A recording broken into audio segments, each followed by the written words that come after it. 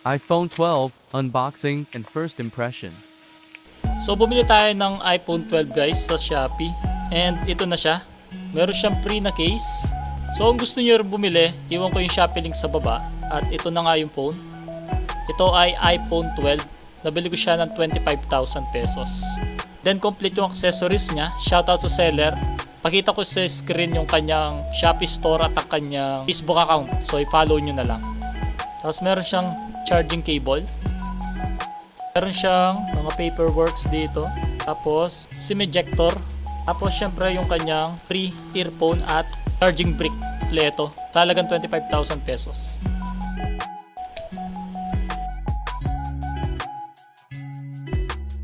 So first time ko lang mag-a-Apple na product. iPhone 12 pa yung ating binili. So tignan ko yung experience kung ano yung experience ng merong iPhone. So meron kasi akong cellphone dito na Oppo. So matagal ko na itong ginagamit. 25,000 ko rin ito nabili. Oppo Reno 8 T5G. Yan, maganda rin siya, smooth. So yung problema ko dito is camera. So itong pinabibideo ko is Pixel 3 na phone. Sa next video is ito na yung gagamitin natin na camera.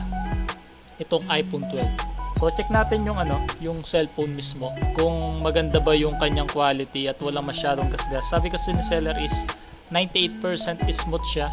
Tapos ni-request ko rin na palagyan na rin ng tempered glass. Ayan. Ang ganda ng tempered glass niya. Check natin yung gilid. Ayan. Dito. So ito meron pa siyang sticker dito na Apple. Tapos yung likod, walang kagas-gas-gas-gas. Napaka-smooth. Ang ganda ng size niya. Tapos yung kanyang build is flat. Ayan. Ganda. Buksan muna natin.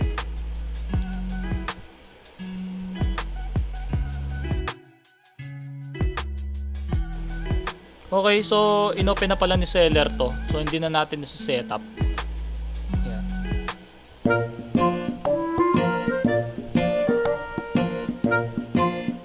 Ano ba ito i-open? So first time ko sa iPhone, no? Swipe daw pataas. Ayun. Ganda. Ganda pala sa personal ng iPhone. So smooth din siya. Ayan. Face ID. Meron siyang Face ID, guys. Ayan. So mag Face ID muna ako. So ayan guys, na setup na. Tapos syempre yung pin code. Apple ID. Wala pa tayong Apple ID. Cancel ko muna. Tapos tignan natin yung kanyang camera. Video. Ayan, meron siyang 4K 60 FPS. Napakalupit. So yan yung kinaganda ng iPhone. Meron siyang 4K 60 FPS na recording. Tignan natin yung kanyang pinaka-camera. Camera app. Ayan. So ito yung pinaka-highlight natin, yung camera app. Try natin mag-capture. Focus. Click. Yan guys, tingnan nyo. Napakalupit. Ang ganda sa personal. Ang ganda. So paano siya i-back? So messaging app. Okay. Napaka-smooth. Photos. Notification. Don't allow. Continue.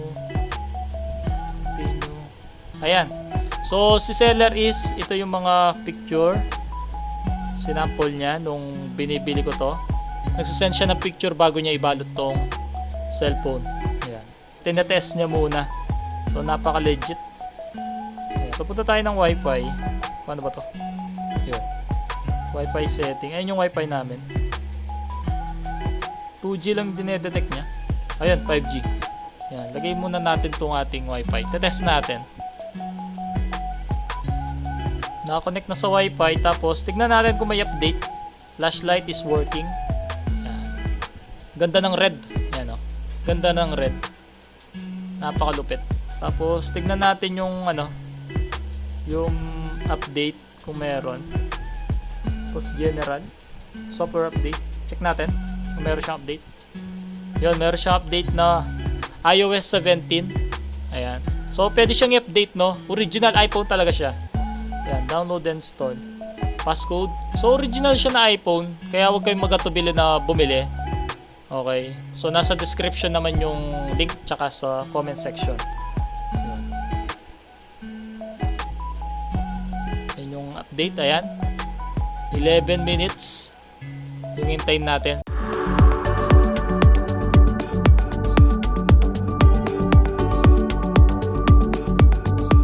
Try natin mag-selfie. Ganda ng iPhone, ha? Yan. Try natin mag-selfie.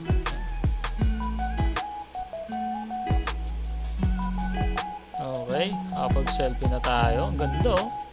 Apple na apple, no?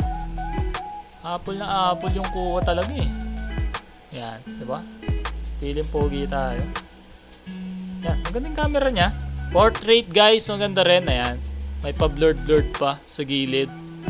Ganda. So, try natin yung 0.5. Ayan. Diba? Ang ganda ng 0.5. Yun yung pinaka magandang feature ng camera ng iPhone, Yan din yung habol ko, yung 0.5 niya. Okay. Yan, Napakaganda ng kuha.